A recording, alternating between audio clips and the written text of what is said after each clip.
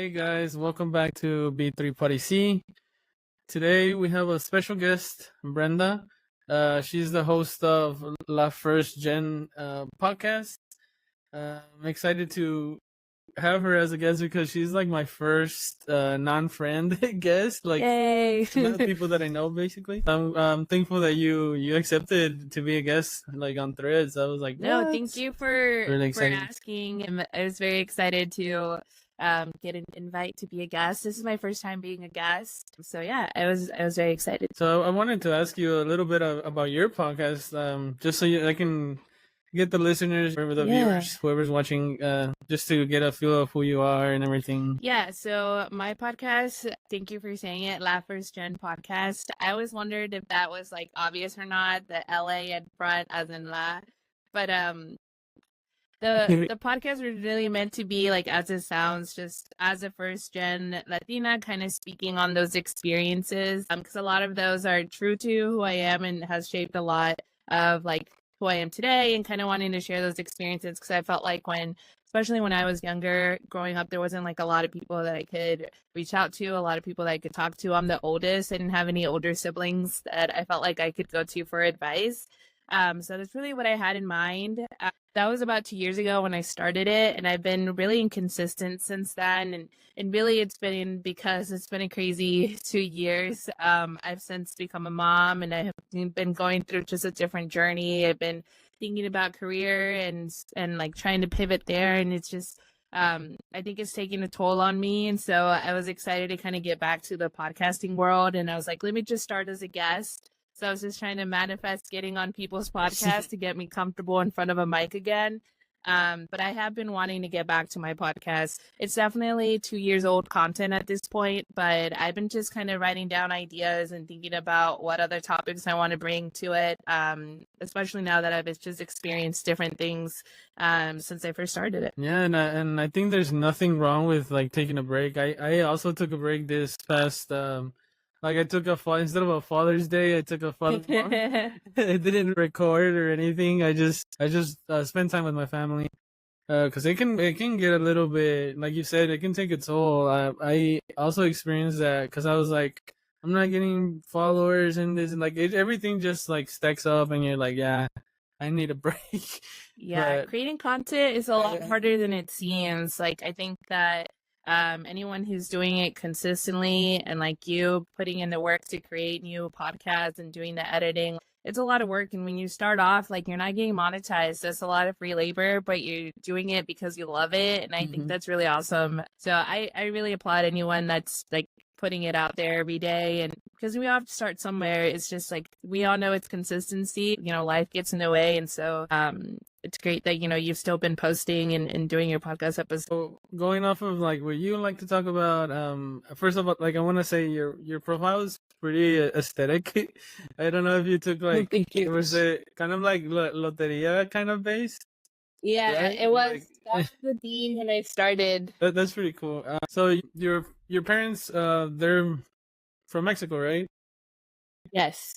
My mom is from Sonora, which is like the state right below Texas, and then my dad is from Coahuila. So they're both from northern states in Mexico.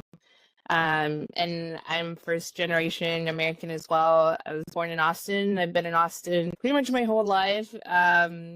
I've ventured out and lived in Chicago briefly, but otherwise I grew up in the States and I've been in Austin for most of it. Well, that's a big change in Chicago and in Austin.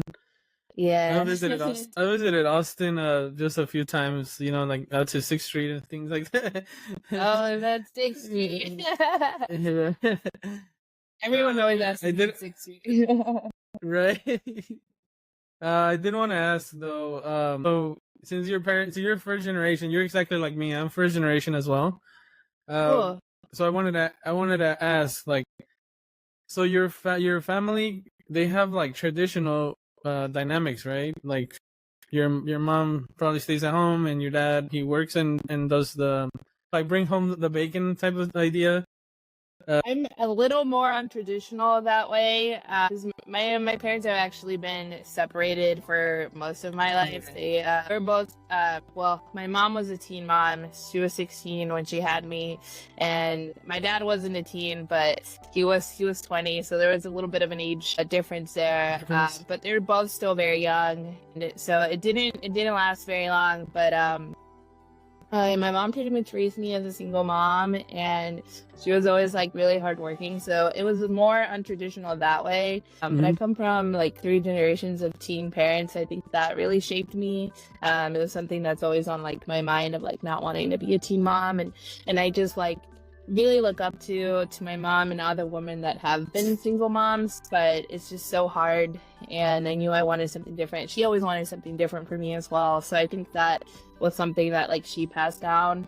But yeah, being Mexican American, there's definitely a lot of like within my family dynamics that have been more traditional, especially now that like I'm a parent, that I've been trying to like move away from. There's things that I think from our culture that I really love and I want to like pass down to my son, like our language, our music, or like the art in our culture. And then there's other things like very like conservative traditional stuff that don't really align with my views anymore, that I don't want to pass down. And I think that's something that I think about now as a parent, like what do I want to do different? And some things, you know, I agree with and other things I don't. So that's kind of been the dynamic to navigate now as a parent. Is like it's not just about me, but it's like whatever I do is now, you know, there's a almost 2-year-old that's looking up to me. Yeah, definitely. And you actually said a lot of important things as well. And yeah, kudos to the single moms out there. You know how you want to show your kids a different tradition. I really love that because that's what I'm doing as well. You know, I'm kind of like changing the way that I was raised. You know, I'm raising my kids a little bit different. You know, where my wife and I were like 50-50, you know, and I feel like that wasn't really part of our culture.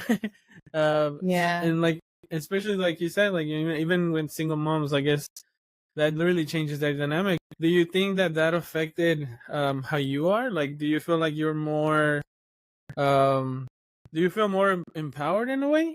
Like, coming from that background? Yeah, I do think that I was raised in like a very strong woman household in the sense that my mom was a single mom, and then her mom was a single mom at times. And so like I grew up with a lot of really strong women around me. There wasn't like a lot of men that I looked up to be honest. And I think that shaped me into like me wanting to be a strong, independent woman as well. But now that I'm married, I think that the dynamic has changed, and it's something that I've been working on as well. Is that, you know, I do have a really great partner, and he's been a really great dad. And so just navigating that, you know, we're both parenting together. And it's been different in that sense because it's not something that like I grew up seeing, but it's something that you know, now I'm experiencing, and I want my son to see like what a healthy and good partnership can look like. Even though I didn't have that as like a role model. So it's kind of like growing up being like, okay, these are the things that I want to do different. Like, this is what I don't want in my relationship. And then at the same time, like wanting to be a good example now for my son, that hopefully he's like, I want, you know, a relationship like my parents had, a good, healthy relationship, you know, if not better. Like of course, like I think you probably agree with this as a parent, we just want the best for them. And that starts like trying to set a good example, which parenting is hard. It's a whole other level of hard that I definitely didn't understand before. Yeah, I understand really well. I also have a 4-month-old now, so I have a 2-year-old and then a 4-month-old. Wow, So yeah, we've been going through that roller coaster, you know, of what's it called? My wife uses this word a lot. Oh, regressions. You know how like the sleep regressions. Yeah. And like going through all that. But going off of what you said about you know, how we want to move to better ways of like raising our kids, how do you feel about like la chancla, basically teaching your kids with, you know, like how you sometimes you see in culture, Mexican culture, you know, like they'll beat them with a belt or they'll hit them with the sandal, you know, like how do you feel about that stuff?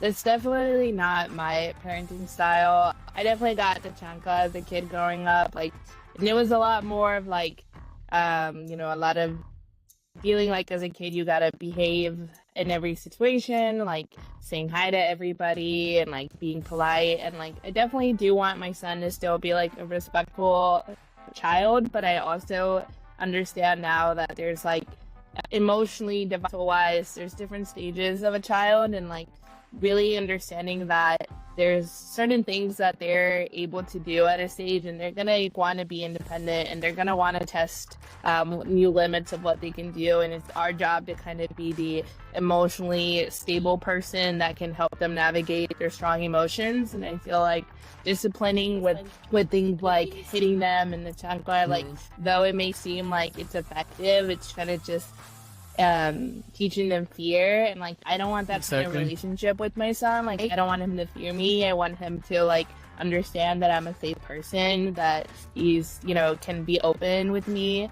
I think the respect is mutual. Like I'm the respect that he's a little being, that he's still learning what all the emotions are feeling that he's feeling, and like help him navigate those experiences. And it's hard because like as someone who's so small, they can have a lot of emotions, and I'm sure you know that. Like they're a full functioning little person, and they try to do it all, and like we're tired as parents. And so it definitely takes like you regulating yourself first, like is what I try to practice, like make sure that I take breaks so that I can be patient enough, and that like I do things for myself so that I can enjoy time with him and not always be so stressed and tired, which I actually was feeling for a while, especially like postpartum was such a roller coaster for me. I had to take some time off work, and I'm glad that I was able to do that, because I feel like it's taught me a lot about myself, and it's helped me in order to like stay more aligned to the kind of parent that I want to be.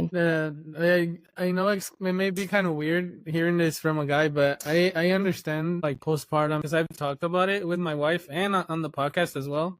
Like I interviewed her, like how did you feel after this? I basically learned, along the way what it is to feel that way, and I feel like it's something that all guys should know, especially husbands, to understand why you guys react in certain things. That is really important.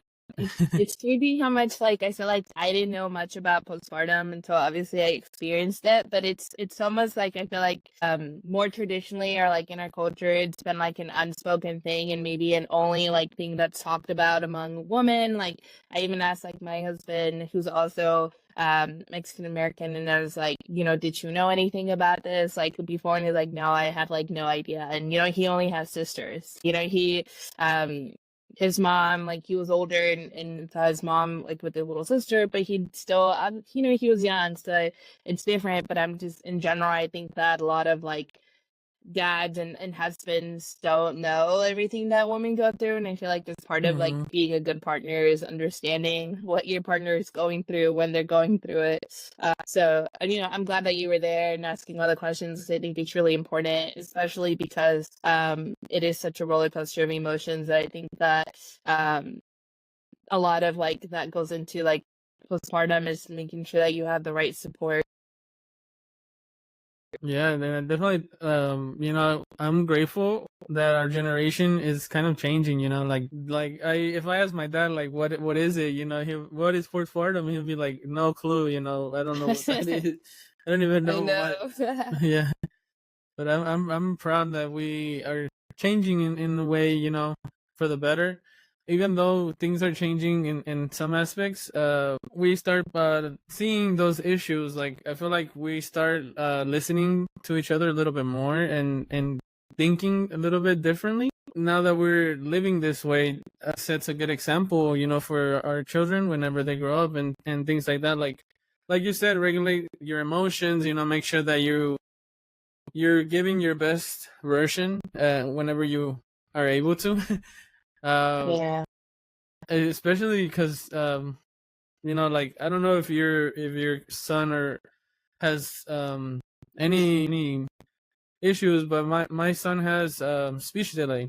So like even like it's like adding on top of it, like it's not only that he's a toddler, that doesn't control his emotions, but he also doesn't speak. So like like it makes it even more difficult to know know how he's feeling. Two, how do I handle this? Like if you handle it like, I'm gonna get mad at you, he's gonna misinterpret like, is this something that I'm doing wrong? And it just goes into this route that you don't really want to go to. So it's really important that we, like you said, regulate your emotions, which is something that is not. It sounds easier than how when it's done. You test your patience a lot. Yeah, absolutely. And I think I definitely relate. Our toddler is also like going to speech therapy. And Okay. I think that, like coming from Hispanic culture, like the types of therapies that I've been to with my son is not something that was like very well known or practiced. Not like kind of looking in hindsight is I felt like a lot of the therapies are newer, but also like just weren't really well known or utilized in the Hispanic community. Like I think everything was kind of seen as like it's normal because they're toddlers, like it's normal kid behavior. But I think something that I've learned is just starting to trust my like mom intuition or like that gut feeling that's like, no, I think my son like needs more help in these areas. Hmm. We did a lot of feeding therapy with him as well. That was like a whole other journey when he was smaller, but we've been doing speech therapy and that's really started to help because I'm realizing too that they want to communicate with you like as much as you want to communicate with them. And a lot of like those tantrums and that frustration comes from not being able to express how they're feeling, not being able to tell you what it is that they want, and like not having the tools to do that, especially when we're so used to like everything being verbal. And they communicate in other ways. Though he's not saying a lot of words, he's starting to like use sign language, and that's really started to help him. And he points at things, he guides me with his hand, and we're finding other ways to communicate. And I think that I'm just starting to kind of figure out my son's like routine and cues as well. But it definitely adds another layer of a challenge when we're so used to communicating verbally, and that's something that he's still working on. So I definitely feel you on that. It's just like another layer into parenting. Yeah, I think it's interesting that you're also your son is also going through that. You said he's 2 years old. He's That's gonna be 2 in November. He's oh 19 okay. months. Oh okay. I'm like, because I'm like, what, does it have something to do with COVID? Because we were, he was a COVID He was baby. a code So, baby. Yeah. yeah, but that's interesting. You said the speech therapy is working because we don't do speech Yeah. therapy. Yes, it's been helping a lot actually. Like at first it's very slow and gradual because our son gets very timid, and I think it's also like he's the only child. And on my husband's side, he's the only grandchild, so there's not like a lot of kids that Yeah. he interacts with, and he really just interacts with our dog a lot. So he's really into dogs. It's a whole other thing. But with speech therapy, I have a couple friends who are in therapy, and they've always like recommended there's different types of therapy, and we had already started therapy because he did OT for his speech. No, sorry, not his speech, for feeding therapy, and then he did physical therapy when he was a baby because he had torticollis, where like Oh, they're like so much to one side, and he was like on his left a lot because of how he was in the womb, and then he was like only okay. breathing left. So like the physical therapy was to like help balance and even out which he grew out of, and he did really good in terms of like crawling and walking and reaching those milestones. But then we noticed a like speech delay through all the therapies that he was doing. So we've been doing speech therapy since, and it really has been focused on helping him learn words, and a lot of it is like breaking down your vocabulary and trying to do like one word sentences with them so that they are more like easily able to grasp words. So it sounds pretty like simple, but it's a lot harder 'cause I'm so used to like just rambling, and so with him Yeah, I like have to remember to like say phrases that are like 1-2 words max. yeah, yeah. I definitely understand that. I really like the fact that like I think about it like, imagine someone like our sons born in another generation in the past, like how would have they been treated? Like they would have kind Yeah. of been dismissed, right? Or treated as like, oh, you're being a bad kid for not, for not eating or for not talking right. Like get it together, like Yeah. I'm Very laughing, but focused that's on behavior. Yeah, very yeah. focused on like as long as like you're a kid that's te portas bien, you don't no haces travesuras, like I feel like you're kind of like ignored. And then when you're like the behavior kid that's like very energetic or doing quote unquote travesuras, then it's like the chancla. But it's never like been on like where's your like what milestones are you hitting? Like where are you at? Like how can we support the child like education? But I also get it. I mean, I think that in different times when like for me, like my parents would just always focus on like working and making ends meet, like it doesn't leave a lot of time and energy to be like where's my kid progressing, how can I help him achieve certain milestones. And I think that's something that I feel really like grateful and blessed to be able to do that. I can do things like do my research and find therapists that can support him, things that I just didn't know about. It's like it can be overwhelming too when you do so much research as parents because there's a lot out there. Yeah. But yeah, I definitely do see like even when I go to like these therapists, there's not a lot of Hispanic children there. So it's just like there is kids that need it. It's just not very like accessible. Yeah, definitely. And just like you're saying, like we have that opportunity, and I feel like it's really nice, or what's it called, convenient in a way. Like, do you work from home or do you work in an office? Yeah, I work from home. I've been remote Okay. since 2020. So it's been going, I think most of my career has been remote at this point. Right, so that's one of the things too, because I'm also work from home. I see my son all day. I'm here. Like I don't physically take care of him like my mom does. Like he spends time with his Same. grandma. Same. Yeah. Grandma watches me fun as well. Yeah. Yeah, I feel like we have that. I'm gonna call it a luxury because like Hmm. in the past, like what would you do at home? My dad would work, outside jobs like landscaping or construction. Like you can't do that stuff at home like we can now. On like we just need a computer and we're good, which is really crazy. And in a way, if you Yeah. think about it, Yeah, it definitely feels like a luxury, like compared to like our childhood and like seeing my mom, having she worked different jobs, but at some Mhm. point she was working two jobs and she was working the night shift, and so it was definitely like a hard time. And at the same time, my dad also worked construction. He still does, and he gets Yeah. brutal in Texas. The heat is is terrible, and I get to sit like in the comfort of my home with the AC blasting. So it's definitely, I think sometimes like as first gen, it can feel like a little bit guilt for having these luxuries. I don't know if you felt that, like sometimes like um you know we definitely work hard in our own way, and like I'm not saying that like we don't deserve these luxuries, but it still feels weird sometimes when it's not something that like your parents or family members get to enjoy.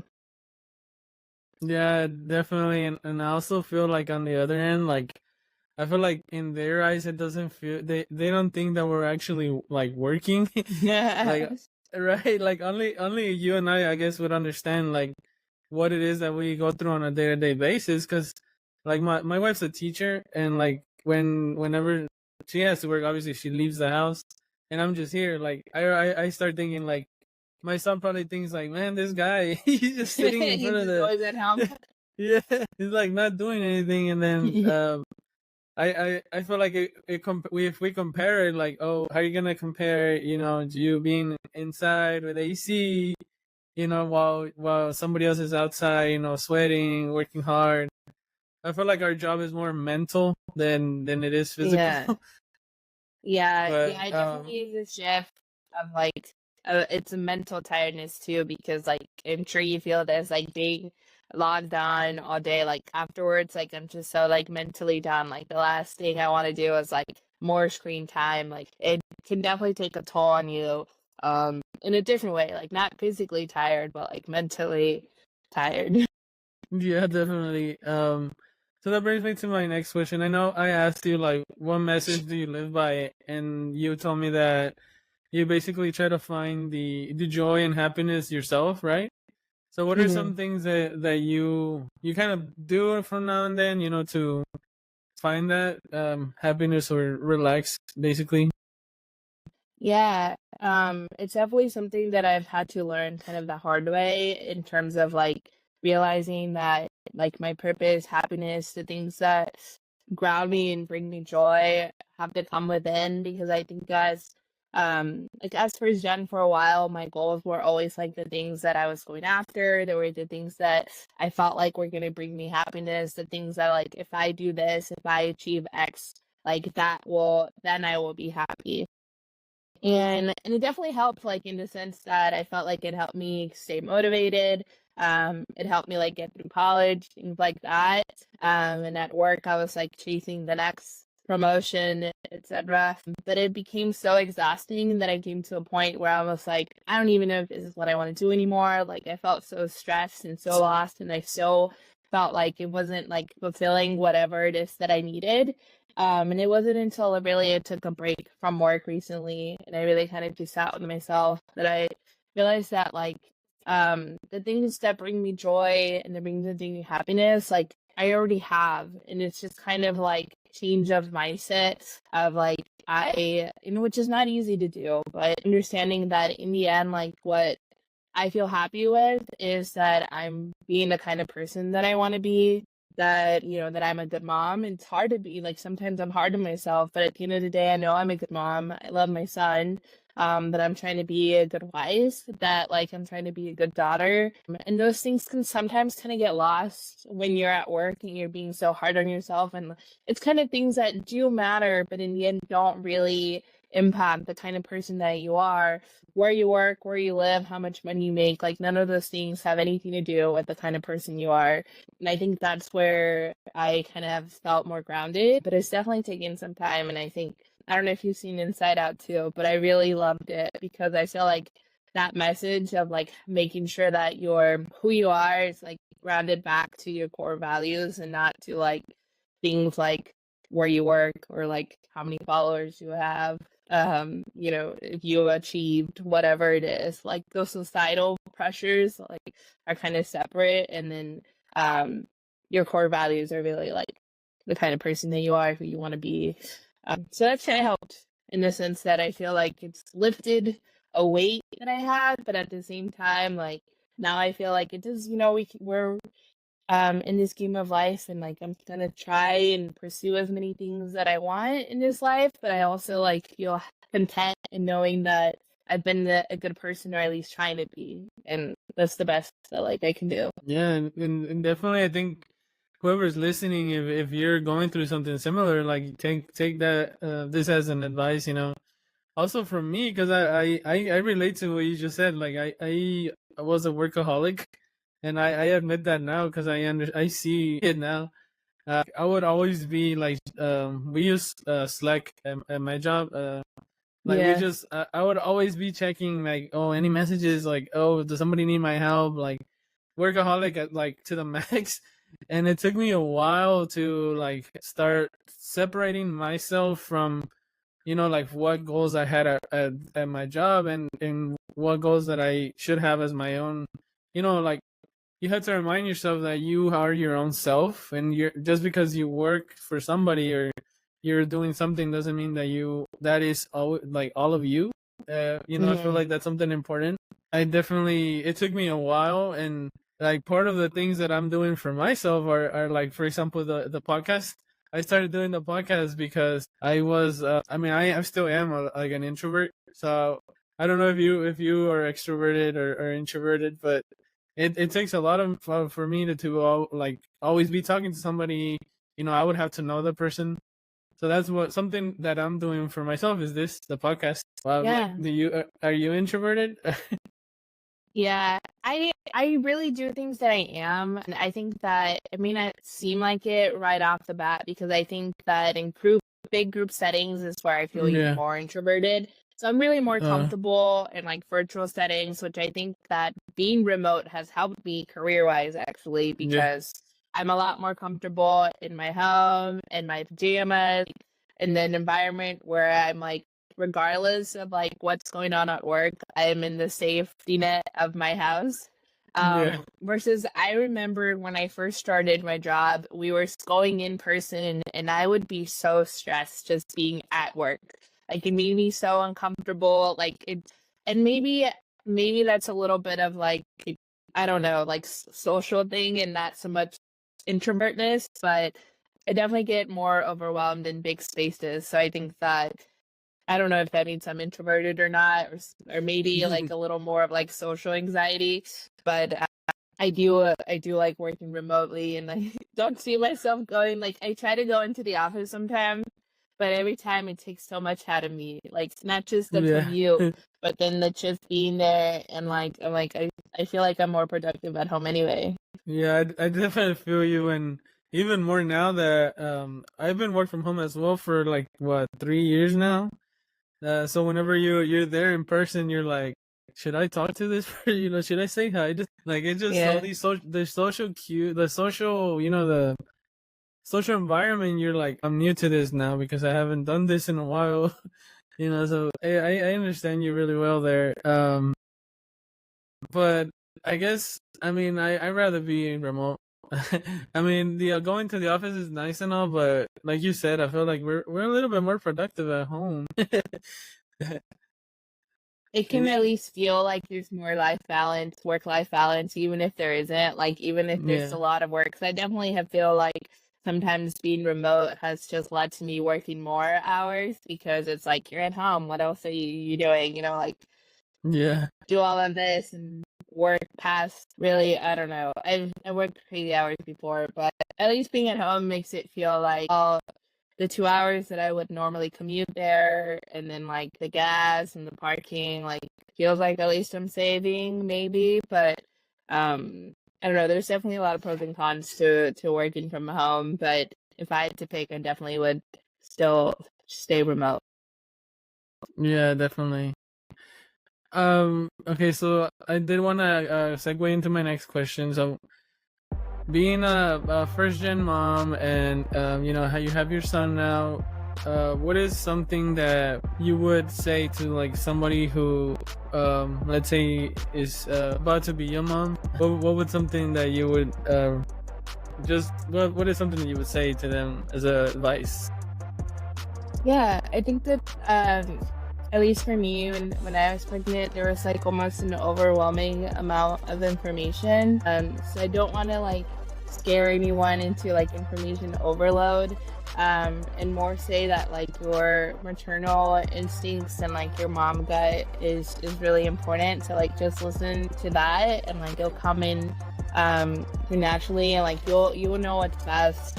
And really, my biggest advice is to give yourself a lot of self-love, give yourself a lot of grace. Because when you're a first-time mom, like everything you're doing for the first time is going to feel new. It might feel hard. Like it's going to be a lot of happy tears, a lot of sad tears, and all of that is normal and all of that is okay. My biggest like thing that I want to convey is that like whatever roller coaster of emotions that you go through, even while pregnant and afterwards, like all of those are valid, and it's okay to like have a mix of emotions. It's not going to be like a pretty perfect picture with butterflies and hearts, and it can be at the same time. Like it's like a mixed collage. It's ups and downs, the good and the ugly and the stressful and the beautiful, and like and then you're like your baby hugs you and it's just like you melt. So it's a beautiful journey that you're like don't want to scare people, but you're also like be prepared, but you're also like it's okay. So yeah, I think my biggest thing is to give yourself a lot of love, because sometimes I think, especially as moms, we go in fully into doing everything for our baby. We're so like consumed with wanting to do the best for them, as we all want to, that you may like forget about you too as well. And don't forget to take care of yourself, even an hour every day to yourself. As much as like you're gonna miss your baby, it's okay to take time away. Like it's okay to give yourself that time in order for you to be able to come back and be the best version of yourself. Yeah, definitely really love that you said the best version of yourself, because sometimes you give that 10% of yourself and that 20%, and it's not good for you. It's not good for your kid. Like, um, I know it sounds easy as well, like to say it, but it does take some effort, and we gotta remind each other, or especially like if you have a significant other, check up on them. Like how percentage, like I want to say, like, talking percentages, like what percentage are you right now? Like, are you 20%, 80%?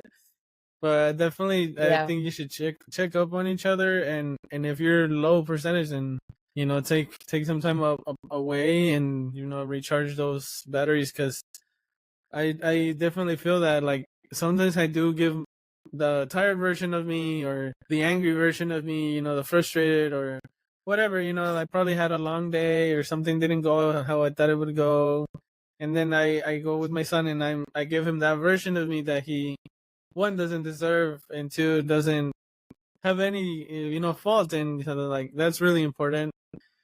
Um, I don't know, I can't give any tips though, like, cause I don't know the way to perfectly, like, regulate your emotions, but um, I don't know if you have any, Brenda, but like, Yeah. definitely.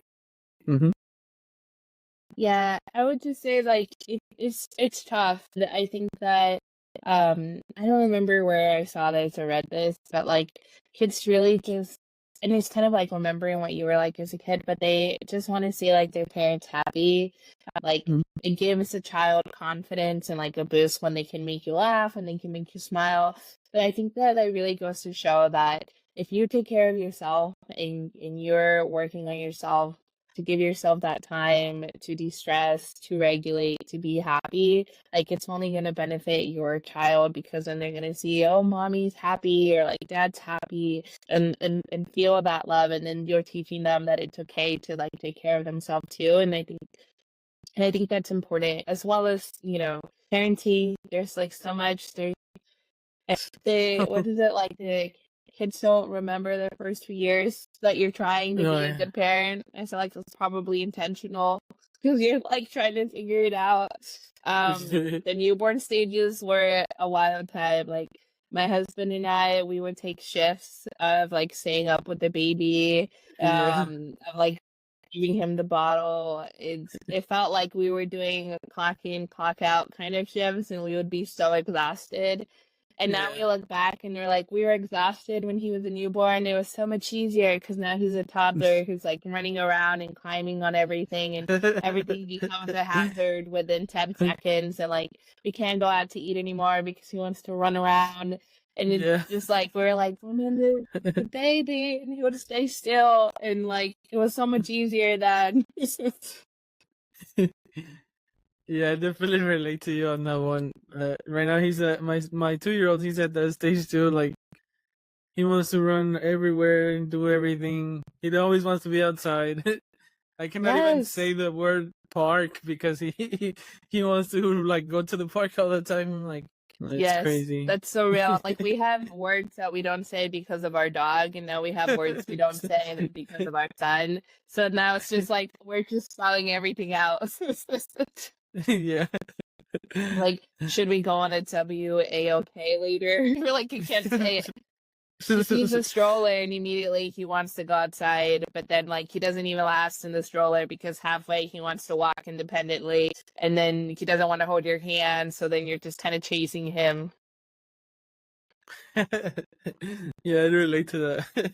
Yeah. I cannot even, like, even mention the word car, or go to the garage, and, like, if he sees he has a little bicycle that you could push, and he Yeah. sees that move, like, he wants to go to the park. I'm like, no, we just went. Yeah, you could literally have gone and come back and they see it again and they're like, let's go. Yeah. No, my son throws a tantrum. Like, if I say no to the park, he throws a tantrum. I'm like, okay. Like, Yeah. I'll go. Like, I've been a little bit more lenient recently, because I've been feeling a lot like, like, they're little. They won't always be little. so there's gonna be a time where they don't even want to hang out with you, and be like, well, "Go away, Dad. I don't want to be with you. I don't want to hang out with you." So I've been taking advantage of that. I've been a little bit more lenient. Like, if you want to go to the park, okay, let's go. But Yeah. I, You kind of have to like I, search for your inner child again of like wanting to play all the time, of wanting to like have that energy to be outside, and we kind of get down to their level and see things from their perspective.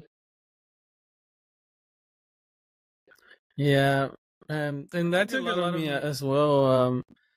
Like I said, I've been trying to change our generation, how we raise our kids. Even though my dad was always like, he would take me anywhere that I wanted to go to, but I feel like I need to.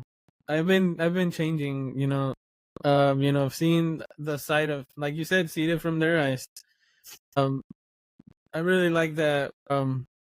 Our generation, just like you, and your husband, like y'all are changing the way that things are, and that brings me to my next question. Do you feel like we're abandoning? Well, I don't want to say abandoning because it sounds bad, but do you think we're still carrying on some traditions from our culture, from our Mexican culture?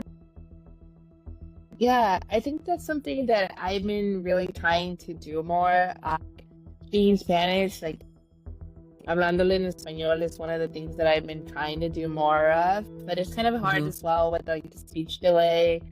There's a lot to it there as well, but outside of language, I think that like music and tradition, like I really tried to play more Spanish music or around the house, and then grandma's definitely helped with that.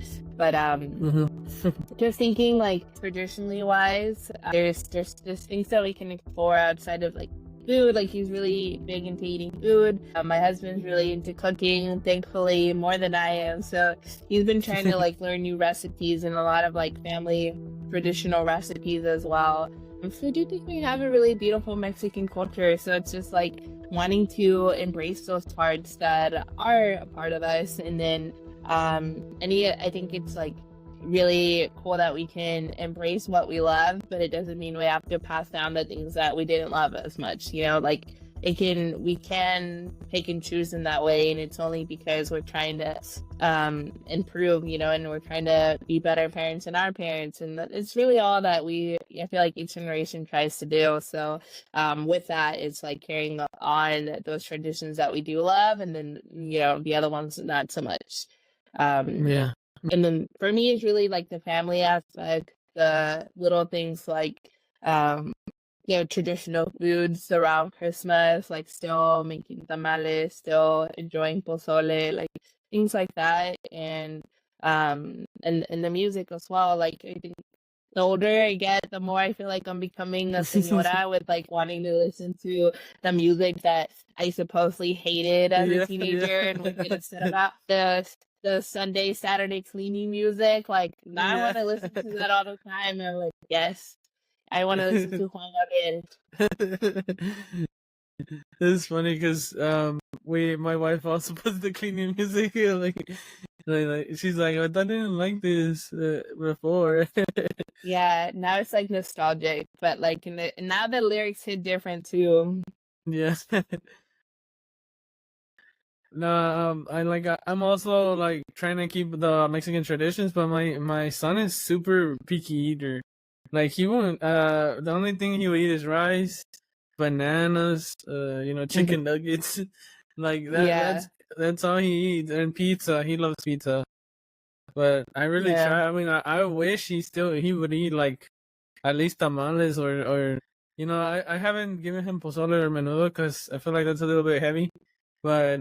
I wish he would try, to eat another kind of food. I He think used to that's like normal frijoles too. charros. Yeah, like my son really likes beans. Like he definitely doesn't eat anything like crazy. Like he hasn't had pozole or menudo either. He's also like not a big fan of meat. He seems to like be a vegetarian accidentally because we're offering it, but he doesn't really want it. And I think that's normal in a sense because like I remember like I had a couple cousins who were also really picky eaters, and now as like teenagers and like young adults, they're like really into food and My younger brother was the same way. Like now he's really into food. So I think like their palate grows with them. All we can do is offer it. You reminded me of my brother-in-law. He was always eating like chicken strips and like plain chicken sandwiches, and now I see him like eating sushi and stuff like that. Like we have that's gonna be our toddlers too. Like right now, all they eat is that, but we gotta. I mean, at least we gotta try. We try to offer these different kinds of foods, and we've been dealing with that a lot actually. Like you probably didn't see, but I haven't I have a episode out where I talk about my son because he had anemia, so he had like an iron deficiency, and like feeding is super important when it comes to like development. Because I laugh about it now because he's better now, but he's like shorter. Like he has a cousin that's three months younger, and he's taller than my son. And I feel like that has to do because of that, because he was during that anemia time, like he didn't get the nutrients that he needed. But it was a scary time, and if you listeners or viewers don't know about anemia, I recommend searching about it and making sure that you're including that in your toddler's diet, like including iron rich foods basically. But yeah, it's super important. And he's been getting better now, so I see him now eating things that he didn't even touch before, or he would just go for the milk. It's kind of hard weaning them off of the milk, but it's super important things. Yeah. Yeah, really scary. Like I think that's the other thing. Like you, as a parent, like you have like now opened up like a new portal of all these fears that were not there before, and like it feels different when it's like about your kids and about yourself. Like I definitely understand that. And same with like the milk. Our son is a big fan of the milk. He's not letting go of his bottles, even though he doesn't need them anymore. He still requests one for bed every night. So Yeah, same. Yeah, I think as long as he doesn't drink too much milk, he should be okay. But we're really trying to limit our son's intake because whenever they drink too much milk, it has to do with that like iron and milk and calcium. No, what's it called? Vitamin D they don't work that well together. So like if you drink too much milk, it blocks the iron. And I've learned that along the way too. I didn't know this before, but I definitely understand the fear thing because like even when I feel them a little, like if I feel my son a little warm, like I'll have to check in secret, like with the thermometer, like I'll hide and check him because if my wife sees that I'm checking him, like she'll go into like, oh my god, like does he have a fever? Is he sick? Like she goes into this like mindset, like oh no, something's wrong. But I definitely understand the fear thing. But I'm glad that like we're changing the way like I never felt like our parents were freaking out like that. Even though it does affect us a little bit, like we're have that anxiety and like we're always worried about things, and I don't know, but I feel like yes it's bad, but also it's good because we're always present, we're always taking care of our kids, we're always making sure they're good, and when they grow up they'll thank us for that. hopefully, all we can do is try our best. We also just have like now, we have the internet. We can Google anything, which is like good and bad because there's a lot of like not helpful information. So I feel like doctors are like, don't Google, but as moms, we do it anyway. But there's a lot of resources that are like more credible, and it's just nice too to like even like with you, like talking to other parents, like I always wonder that, like, what kind of advice did my parents get from grandparents, family members? Probably not great advice, to be honest. So then it's like, we're able to be that new generation and connecting with other with other young parents who are like us, trying to pave the way and be a different generation of parents. It's really cool to get to connect with you and see that we're not the only young parents out here trying to be better, because it's no easy feat. Yeah. and just knowing that you're going through the exact same things that we've been going through, so that makes me feel a little better in a way, because I'm like, yeah, we're not alone. No, and you have another baby, a 4-month-old. Do you feel like your first has prepared you more for the second? Like, did you feel like, okay, I got this the second time around, or is there still a lot of like new like growth with it? Yeah, definitely. Like the things that we were worried about with the first one were like, okay, he doesn't have. We go through like the checklist, like, okay, is he eating right? Like, has he lost weight? Is this different? If it's not, then he's good. So we know the checklist now, so we feel a little better. We don't have to freak out all the time. But our second has been different. Like, he is growing so fast, it's crazy. Like, he's 4 months, but he's already wearing 6 months clothes. And he's like eating. He eats all the time. Like, we don't have any issues with that. He's already like turning over. Like, we're like, dang, he's 4 months. Like, he's doing the things that my firstborn was doing like at 6, 7 months, and he's barely 4. Yeah. That's crazy. I feel like I've heard that like the second one, they have the first one to see and like they want to catch up faster. Mhm. And because I think I've heard that from others that have too. But yeah, I was just curious because I feel like, every time you have one, then parents are like, when's the next one? I'm like, what do you mean? I'm barely hanging on. Like I'm barely surviving. But like we my just wife, want to giggle a sibling at some point, so I was just curious. yeah. It's I mean, it's no easy task, and you gotta just try to take it on as best you can, and nothing's gonna be perfect. You just gotta try your best, try to give them the best version of yourself. And like, just so you know, like, the reason we have a second is because my wife wanted to have kids before 30. So that's the reason. Like, 202 wasn't like the best choice, but it's also not bad either. And then we have them now, so we're happy with them. And there's two of us. There's two of us, so one of each. One carries the baby, one is with the toddler, so we're okay. Like, and there's been talks about a third one, but we're like, no, like, let's wait a little bit. Just in case. But yeah, I guess to wrap this episode up, what would you say, like, to somebody who checks out your podcast, La First Gen? Basically, what is the message from your podcast? Yeah, that's a good question.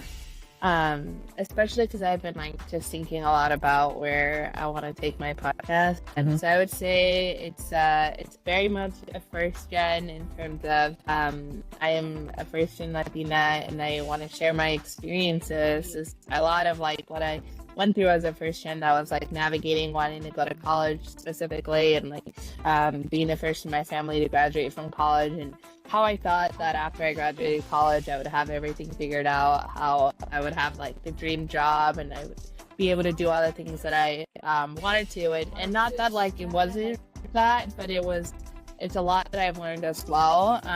A lot of healing generational traumas, a lot of healing just childhood traumas, a lot of self-discovery that's happened since that like teenager that wanted to go to college and like do all these things. So it's like a mix of the first gen dreams that I had, and then as an adult first time mom now, kind of seeing from that perspective all the growth that I've done and kind of wanting to just share that journey, because I know that when I was a high schooler, there wasn't a lot of first gen like influencers, there wasn't a lot of first gen people that I could really look up to, and I know that they existed, they weren't in my network. And I think part of that being first gen is that when you're the first in your family, that really means like you're the first one, as in there's not other people like you doing it, and it can feel very isolating and it can feel very lonely. And when you're breaking generations, that's not like an easy thing to do, because the easier thing to do is to do what everyone else has done before and kind of repeat cycles, and it can be uncomfortable. So my podcast is really a place for anyone who's looking into self-growth and is like wanting to hear a story of someone who's in there, who's still doing it, who isn't perfect, and who's still finding herself. So that's really what my podcast is slash will be about when hopefully get back on the mic and start sharing more. Yeah, that sounds great. I do want to say thank you for being part of my episode today. I haven't had a luck with a lot of guests, so when I saw that you wanted to be in it, I was like overjoyed. I'm glad that you're part of it. I feel like we have a lot of things in common. Also, both life wise and podcast message wise. I'm also a work in progress, though. I've been like Aren't we all? transitioning. Aren't we all? Yeah, right. Yeah, I've been transitioning as well because I used to have I used to be with friends in the podcast, but now I'm like I don't know if like I want to have like that type of podcast. Like I want to communicate different things, you know. So I just did it on my own. So it's been a roller coaster, and also your podcast, you know, you've been working in progress. So whoever is listening, whoever's viewing, if you're interested in Brenda's podcast, you know, give her a follow. Definitely think she's sharing the right type of messages. I really support her messages as well. They're really similar to mine, so go for it. Give her a follow. And if you don't follow me, then you know, follow B3 Party C. I'm also trying to always improve myself in a way, both podcast wise and in life wise. So like we just said, you know, work in progress all the time. So thank you again, Brenda, for No, being my thank you, guest. Brendan. I really appreciate it. Like, I loved being a podcast guest. Thank you for inviting me on. I really appreciate it. And I'm really glad that we were able to connect. Like, it's kind of crazy, you know, through social media, through following other podcasters, you know, and we do, like you mentioned, we have so much in common, both being first gen, first trying to figure out this parenthood thing. So yeah, it was really fun. And I really appreciate it. No, I really enjoyed it. And for the listeners or viewers, if there's any topic that you would like to talk about, like let me know or let First Gen Podcast know. We'll definitely like be glad to cover it. And we might even collab again in the future. So Yeah, just stay tuned for this. Yeah, stay tuned for this next episode. And thank you guys for listening. Bye.